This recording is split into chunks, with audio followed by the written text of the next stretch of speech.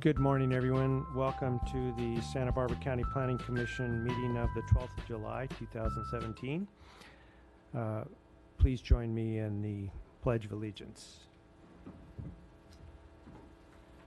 pledge allegiance to the flag of the United States of America and to the republic for which it stands, one nation, under God, indivisible, with liberty and justice for all.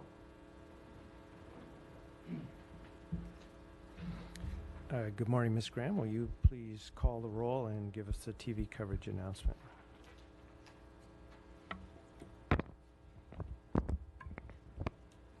Thank you, Mr. Chair, members of the Commission.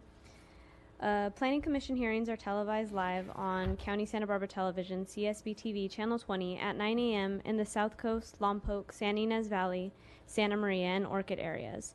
Rebroadcasting of Planning Commission hearings are on Fridays at 5 p.m. on CSB TV Channel 20. This hearing will also be streamed live on CSB TV's website. And for the roll, Commissioner Brown. Ooh. Is it on? Yeah, here. Commissioner St. John. Here. Commissioner Farini. Here. Commissioner Blau. Here. And Chair Cooney. Here. Thank you very much. Good morning, Mr. Wilson. In Ms. Black's absence, do you have the agenda and projection reports for us? Chair Cooney, members of the Commission, yes, I do. I'm starting with the agenda status report. We do have one item on the agenda today, and staff is here and ready to present that to you for your consideration. If you'd like, I can move on to the projection report, please. In regards to the projection report, we have the next meeting is scheduled for August 2nd. The July 26th has been canceled. So August 2nd, we have two items on there. One is an appeal, as well as the second one is the Tigas Landfill Comprehensive Plan Amendment. The August 9th, there are two time extension and two other, the the Koyama CSD, maybe a little bit more discussion on that one, but it should be pretty straightforward as far as staff's recommendations. And then August 30th, we do have three items on that. September 6th, as of yet, we do not have anything placed on that, but the recommendation may be to leave that open right now in case there are items that would want to be placed on the September 6th. And then as of now, September 13th has one item on it, just a track map and rezone in the North County area. So I think that might be good as far as the projection report. Commissioner Blau? Yeah, I'm curious. I'm not seeing the Oasis project on the calendar, and I think it should be ready to go. Kind of curious why not. Yes, Commissioner Blau and Chair Cooney, the Oasis project, we did finish the M&D public comment period, and the staff planner and the supervising planner are both here that can respond as far as that goes. And I think it's anticipated to go, and John, if you could correct me on the Oasis project, anticipated hearing dates on that. Mr. Chair, Commissioner Blau, so we received substantial comments on the draft mitigated ND, some were related to traffic that we're working out with the applicant's traffic consultant and in our traffic engineer as well. My best guess would be in the fall, perhaps September, but we need to work with both of those, our traffic engineer and theirs, to kind of finalize some of those, addressing some of the comments that were raised. So my best guess would be possibly September at the earliest. Any other questions? No? Not seeing any. Any other questions, Commissioner Brown? No. Okay. This is the time then for public comment on matters not on today's agenda, and because we only have one project, there are lots of things that the public could comment on, but not seeing any members here. Is there anyone in Santa Barbara, Commissioner Brown? No, sir, they're not. Okay. So we have no public comment today. How about Planning Commissioner informational report? Commissioner Brown? Yes, sir, thank you. Coming in our very near future, by the end of the year or early next year, will be 3 oil and gas projects in, I believe they're all in the 3rd district. And it's my understanding, I don't know a lot of details, but I understand that some of them, or at least one of them, has quite a few greenhouse gas emissions.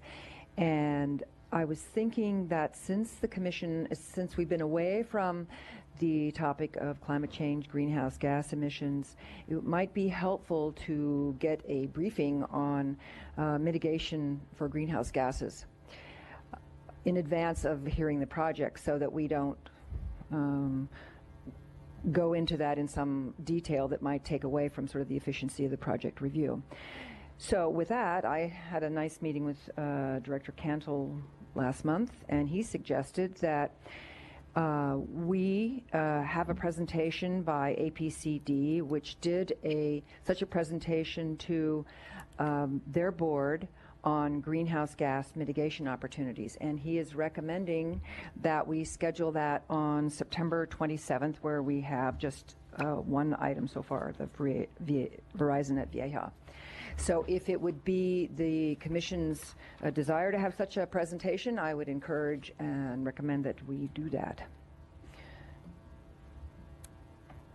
Sounds good to me. Any comments, Commissioners? Commissioner St. John? It sounds good to me too, especially to do it in advance of those coming to us. I understand they're not going to be till the late fall maybe, or even later, but I think it would be good to get that before. And as we all know, the legislature and the governor's office at the current time are debating the cap and trade program, which was a big part of our last consideration of an oil and gas project, which should be concluded by the time we take that up, assuming the September 27th continues to be the appropriate date. But Mr. Wilson, if you would pass along our desire to schedule that in a firm way and let us know in the future if the 27th is the best day. Chair, County Members Commission, I'll make a note of that and keep you apprised of being able to schedule that on the 27th of September. Thank you very much. Any other Thank you. informational reports from other commissioners? Not seeing any up here. We should go then to the minutes. We have 2 sets of extensive minutes, the first of which are from May 31st. And are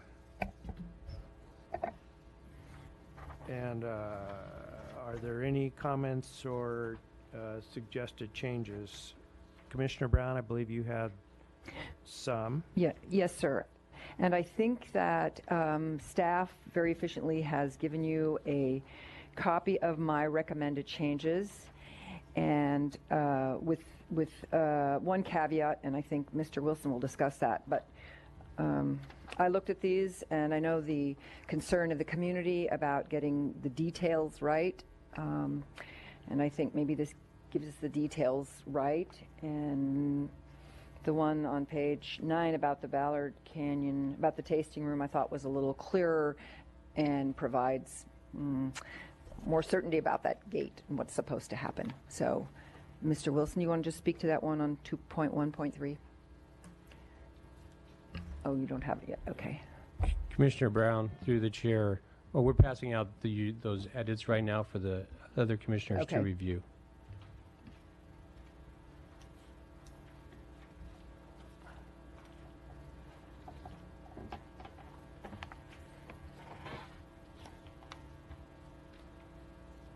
Commissioner Brown, The effort basically, I'm trying to get us honed in, and we're talking about the reference to tasting room on page 9.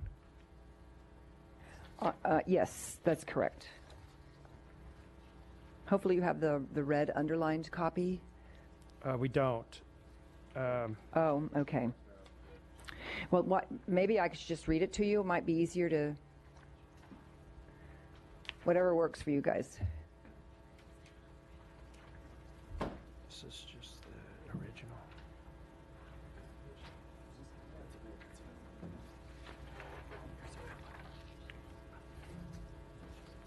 Now we have the red line. Okay. The intent for the most of them was to standardize the language for each of the winery, special events, gatherings, and industry-wide events, since that hadn't been done in from the hearing. And it's no fault of anybody's. It's just that there were a lot of them, and as you recall, when we did the hearing, there were a lot of changes, and I thought that this would just make it simpler and more straightforward.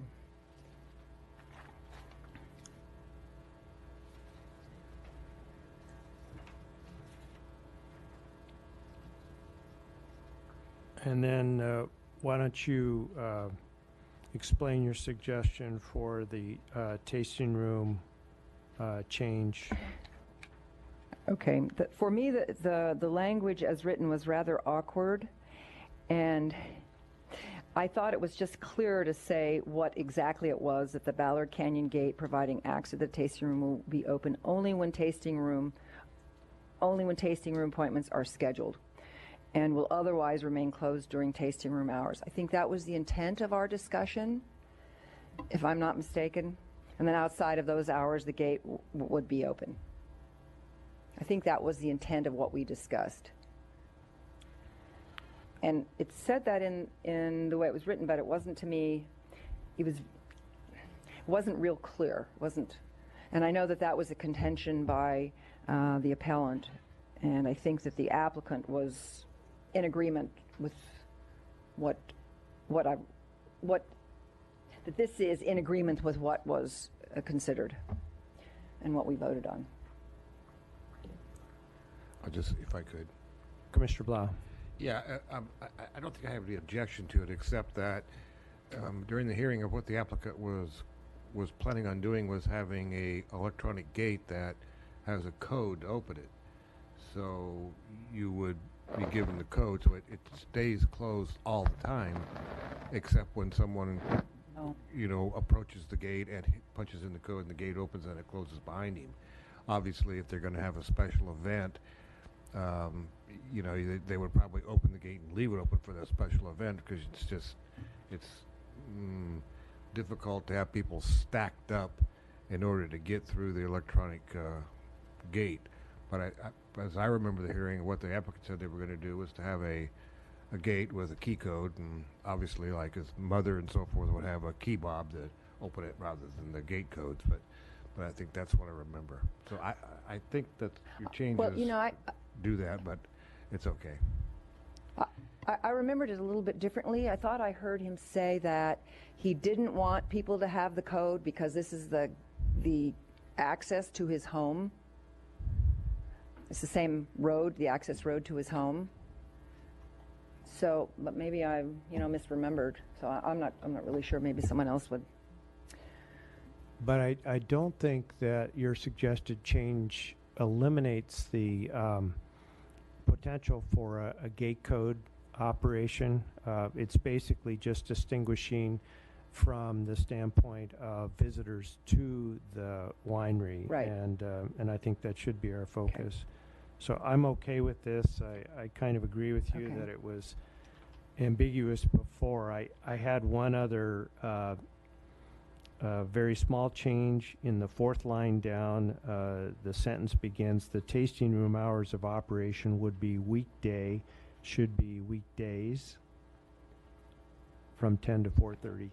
And I have another couple of typographical errors that I'll just share with Ms. Graham and Mr. Villalobos. But as far as the changes presented to us today in red line form, are we all okay with that? Commissioner Farini indicates yes. Commissioner Blau's okay. And Mr. Wilson. Chair Cooney and members of the commission, I have one comment on that. Staff did have an opportunity to review these red line changes. However, there's one that we would request that on page 4 of the red line version, under section 2.1.3, we would recommend that would remain as previously printed or drafted with harvest, tasting, and special events remaining, as that specific section is referring back to the MND, and that's how the MND had indicated that section. So we're okay with all the other changes except for this one. We think because it's referring back to the MND and we're not changing the MND, that this should remain the way it was printed originally.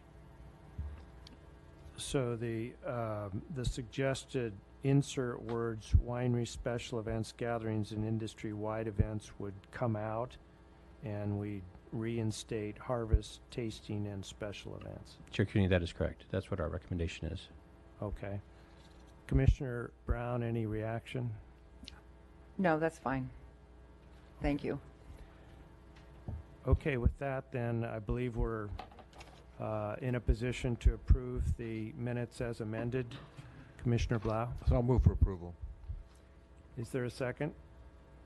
I'll second. Okay, great. Any further discussion? Let's have a roll call vote on this. Commissioner Brown, Aye. Commissioner St. John, I abstain because I wasn't on the commission at that time. Commissioner Farini, Aye. Commissioner Blau, Aye. and Chair Cooney. Aye. Motion passes 4-0 to 1. Thank you very much. So we will move then to the second set of minutes we have, which are from June 7.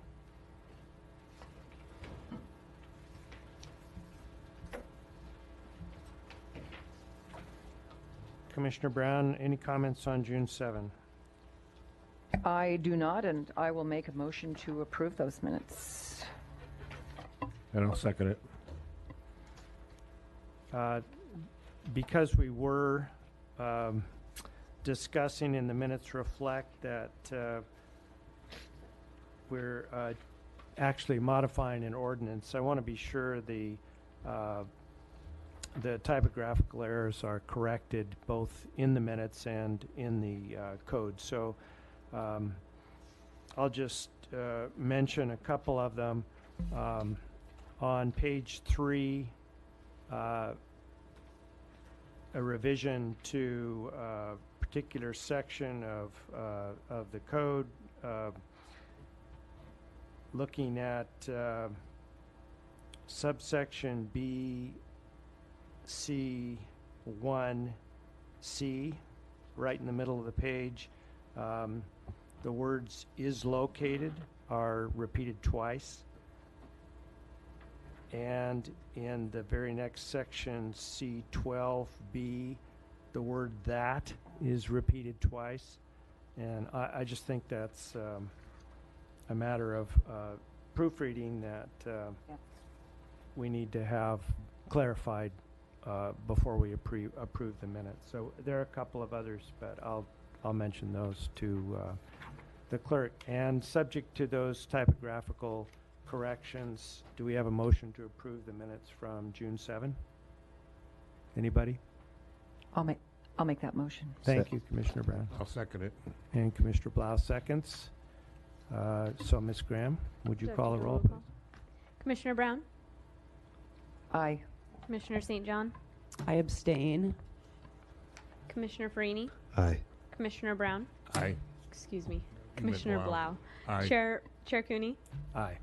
Motion passes 4-0 to 1. Okay, perfect. Those are the only minutes that were in our packet. Commissioner St. John indicated that the minutes of the 28th of June have been posted by staff, but we'll take those up at our next meeting when everybody, including the public, has a chance to look at them. We will next move to the director's report, and Mr. Wilson, are you going to? Oh, look who's there. Good morning, Mr. Chair, Commissioners. Pleasure to be here. Since your last meeting on June 7th, there are a couple of board hearings to report on, but I'll start with something that didn't happen, and that is that the Larner Winery, which was approved, did not get appealed. And so that brings to a close an effort that was ongoing for several years, and so we're pleased to see Mr. Larner with an approved project that people could agree on.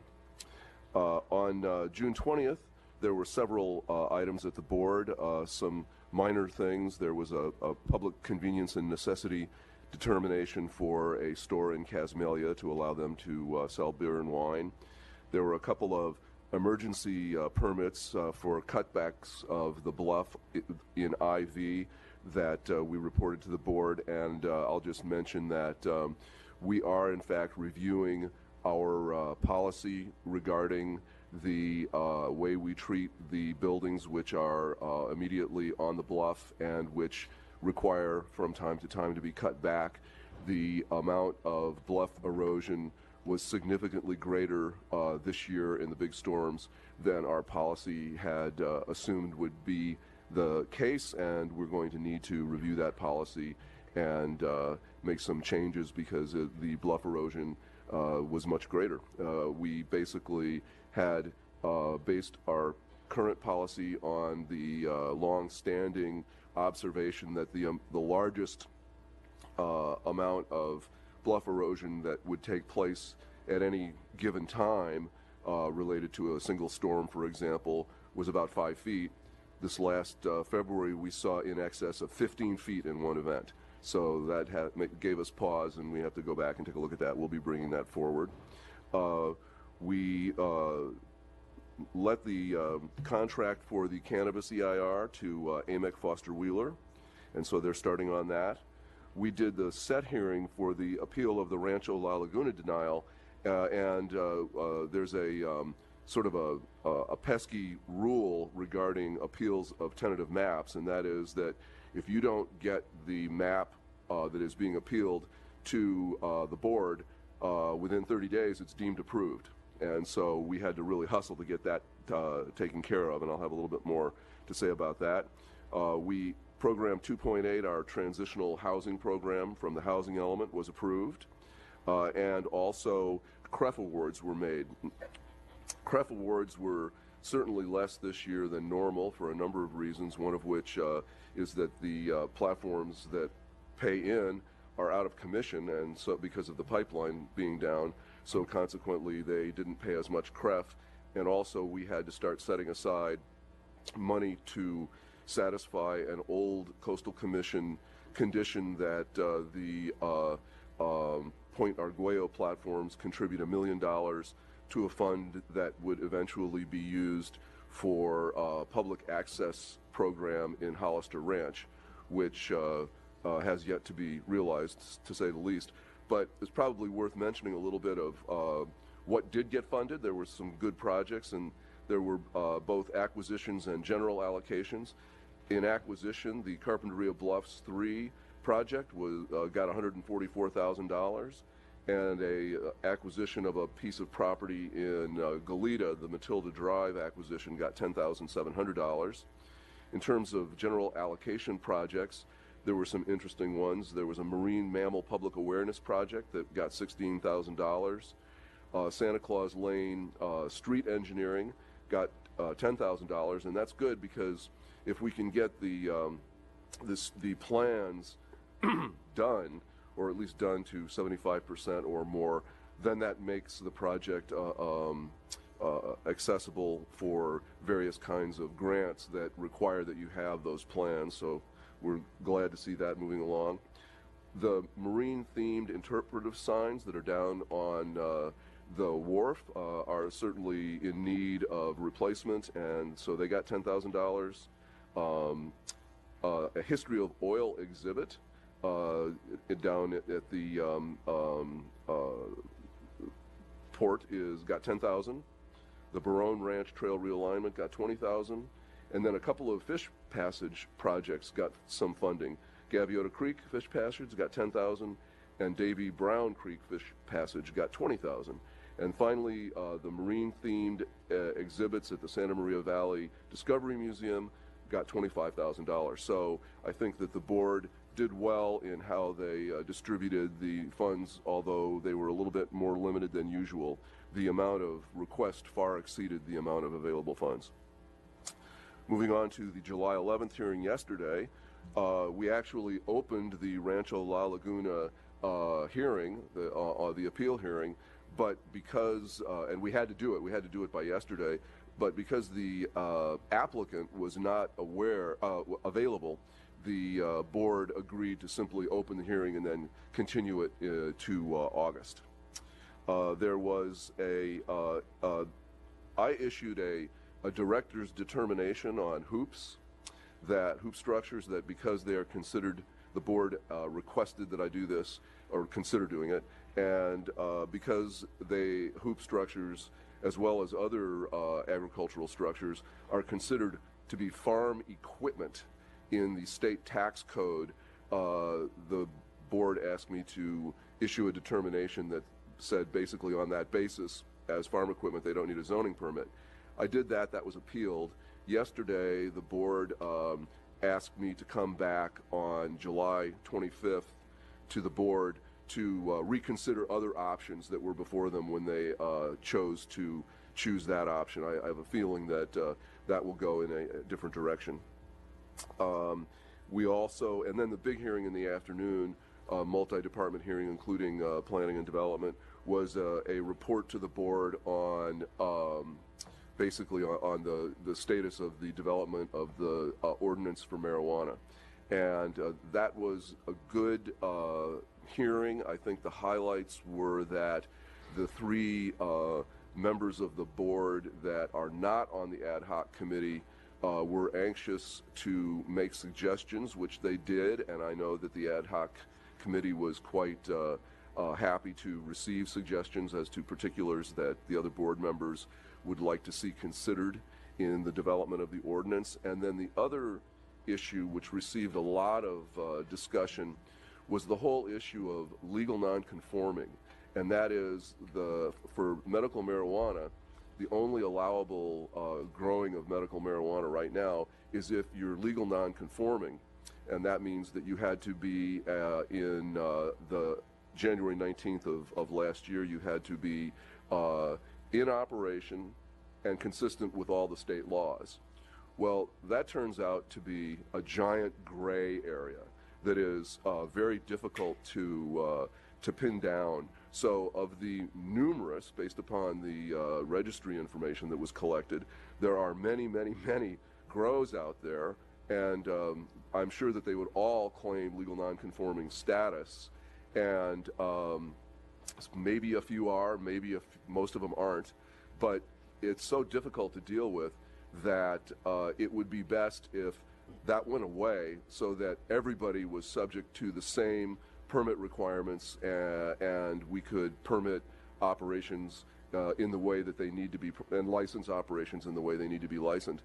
So the board directed us to come back with some recommendations as to how that legal nonconforming determination would be made, and then an amortization process such that there would be a finite amount of time that it would continue to be an option for people to use to have grows, medical marijuana grows, and then at some point it would go away, and then everybody would be subject to the same permitting regime, which I think is a very good idea.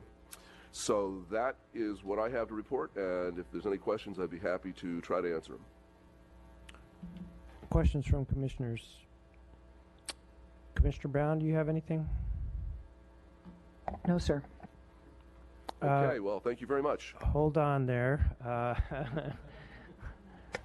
2 seconds from a clean getaway.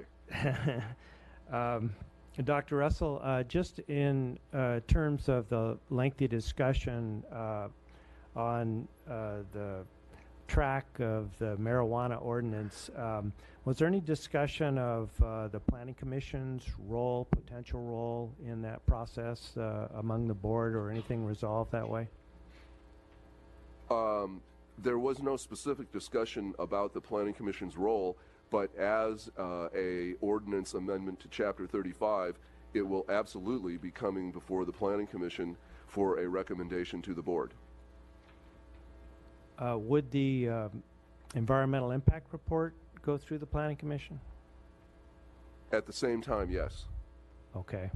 And should the Planning Commission desire anything in the meantime before that actually comes to you for a formal recommendation, I could pass that request along to Mr. Bosanich, who in the CEO's office, who is coordinating the whole effort.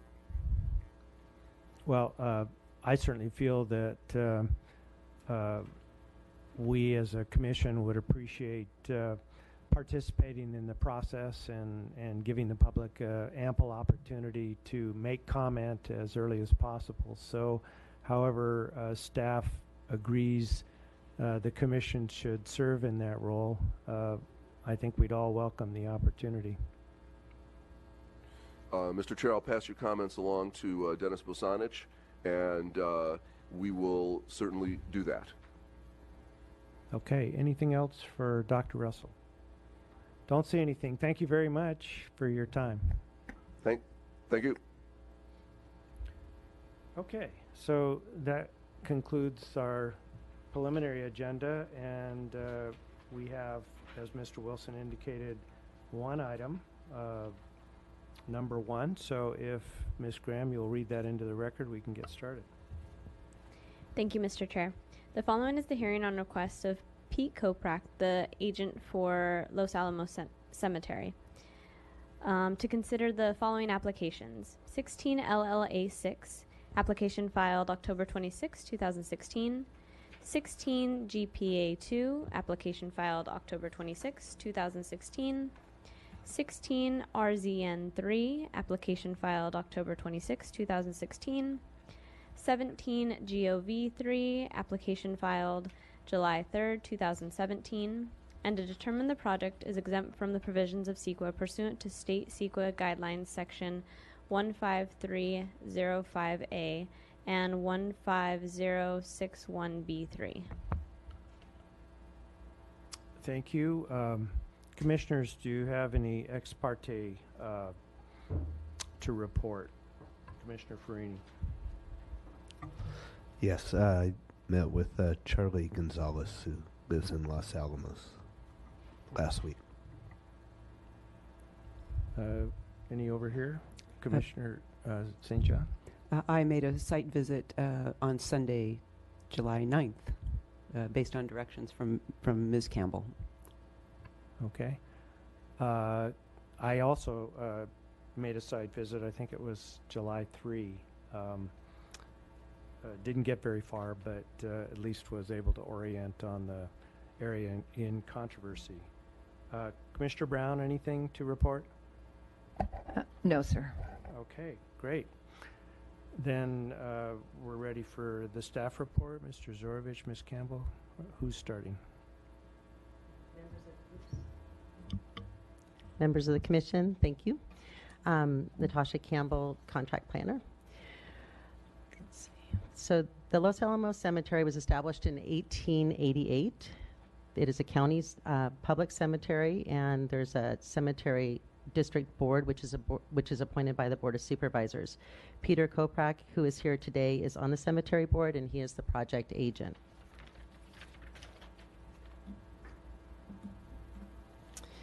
The project involves 2 properties, the Los Alamos Cemetery, specifically the northern parcel of the Los Alamos Cemetery, and the adjacent Carrari Family Trust properties. Actually, I don't know if Leah, if you can turn the lights on a teeny bit, just because my dots aren't showing up very well there. There's a yellow dot. I don't know if you guys can see it or not. Oh, here, that's right. I got my pointer. Right there. There's my yellow dot, there's my green dot that I'll refer to, and then this is all the shaded area. The yellow dot shows the general location of the land to be exchanged from the northern of the 2 separate legal parcels that are the cemetery. The green dot shows the general location of the land to be exchanged from the Carrari agricultural parcel. And the Carrari parcel, actually not all of it is even shown on this photo. I'll have another slide that will show the entirety of it, but it's 1,835.5 acres. So it's a very large parcel. The 0.9 acres that's being exchanged is a very tiny portion of that. The area shaded in yellow is the Los Alamos Community Plan area, all of which is designated urban. The cemetery parcel with that yellow dot is zoned professional institutional and has a cemetery land use designation. And again, that's right in this area. The area outside the shaded yellow is included in the San Antonio Creek Rural Region Land Use Designation map and on the related zoning map. The quarry parcel has a land use designation of agricultural, commercial, and Ag 2 100 zoning. The project itself is actually very simple. It's an exchange of two 0.9 acre areas, one in the cemetery, one in the quarry parcel. And that part of it's very simple. This, to effectuate that, involves a number of procedures. The first is a lot line adjustment to adjust the lot boundaries to reflect the land exchange, a general plan amendment to change the boundaries of the Los Alamos Community Plan, the urban and rural boundaries, the San Antonio Creek Rural Region Land Use Designation Map, and the Comprehensive Plan agricultural, commercial, and cemetery land use designations, all to follow the adjusted parcel lines. A rezone would also adjust the boundaries of the professional, institutional, and agricultural 2 zoning and the Los Alamos zoning overlay to follow those same adjusted parcel lines. Because the project involves acquisition and disposition, I guess, of county property, public property, a government code consistency determination is also required. So the bottom slide shows the specific areas that would be exchanged. You can see that they're nearly adjacent. This is a small hillside area, which is not ideal for burial plots, and this is the part of the quarry parcel. This area has actually already been fenced off. The area surrounding it is used for cultivation, currently squash. It's notably at the edge of the farm field, so it's not disruptive to ongoing farming operations. The Karari parcel extends up to Highway 135 up in the northwest corner, mostly cultivation up in that area where it's relatively flat. The western boundary is Santa Rita Road. The eastern boundary runs partially along Drum Canyon Road. It follows about almost 2 miles south of the cemetery, so it's a big parcel. Let's see. The Ag Preserve Committee reviewed the project and found it to be consistent with the county's agricultural preserve uniform rules, subject to obtaining a replacement contract after the lot line adjustment documents record. That's condition number 3 included in the staff report. The replacement contract would reflect the revised boundary of the contracted area with the same overall acreage of contracted land. The more level area on the adjusted cemetery parcel would accommodate increased demand for burial plots.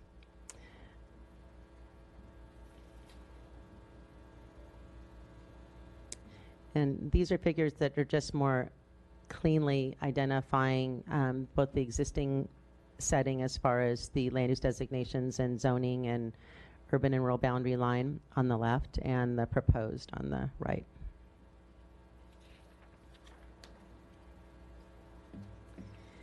This is the land use designation map in the community plan, and on the lower left, that sort of blue square would be modified to reflect the proposed boundaries.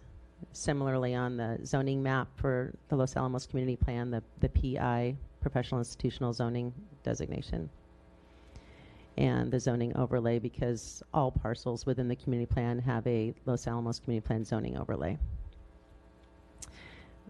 This is an excerpt of the San Antonio Creek Rural Region Land Use Designation map, and there's a similar map for zoning. Basically, everything outside of the community plan boundary is designated rural.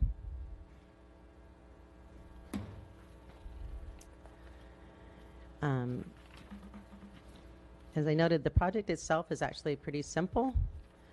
It involves just the minor adjustment to the property lines of 2 parcels.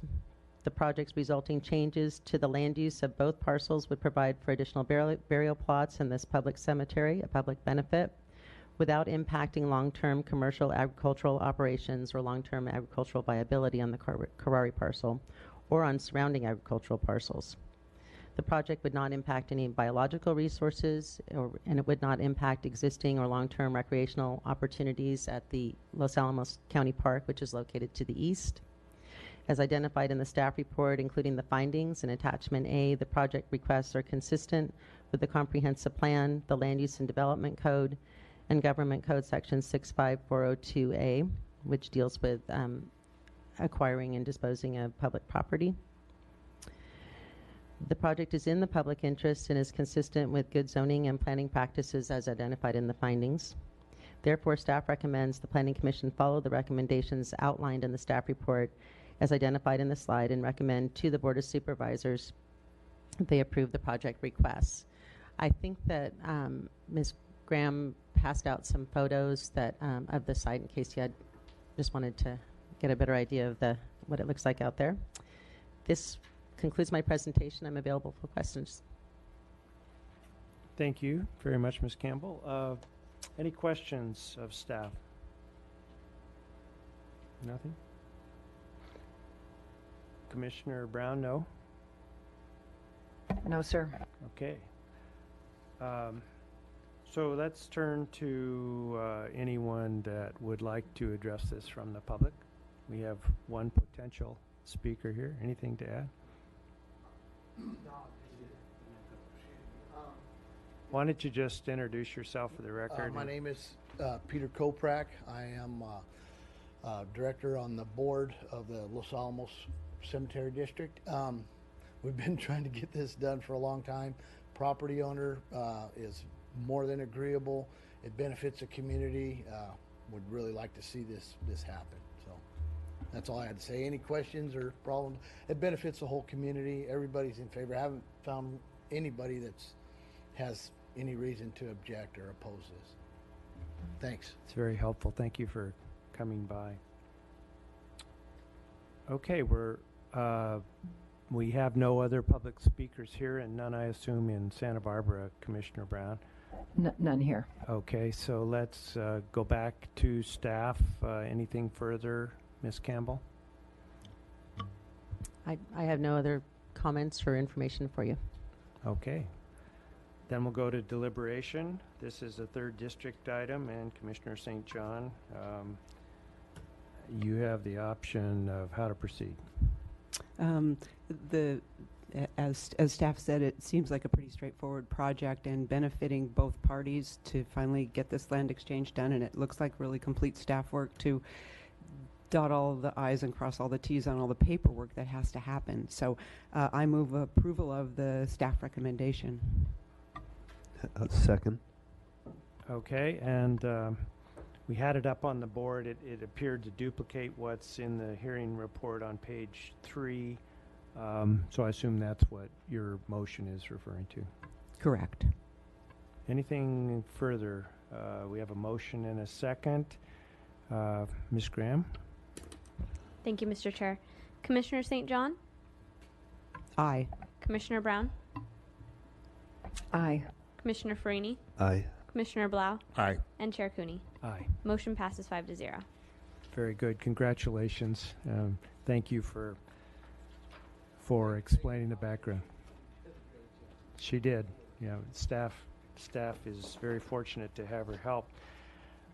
Just one other item of business. Ms. Graham noted that the agenda today did include approval of the June 28 minutes. I never saw them. They weren't included in the packet I got, so I'd like to have a motion to continue those minutes to our next hearing, which would be the 2nd of August. Commissioner Blau. Second. Okay, we have a motion and a second to continue those. I guess we have to call the roll. Ms. Graham. Thank you, Mr. Chair. Commissioner Brown? Aye. Commissioner St. John? Aye. Commissioner Farini? Aye. Commissioner Blau? Aye. And Chair Cooney. Aye. Thank you. Motion passes 5-0. All right, and with that, the meeting of the 12th of July, 2017 is adjourned. Thank you all.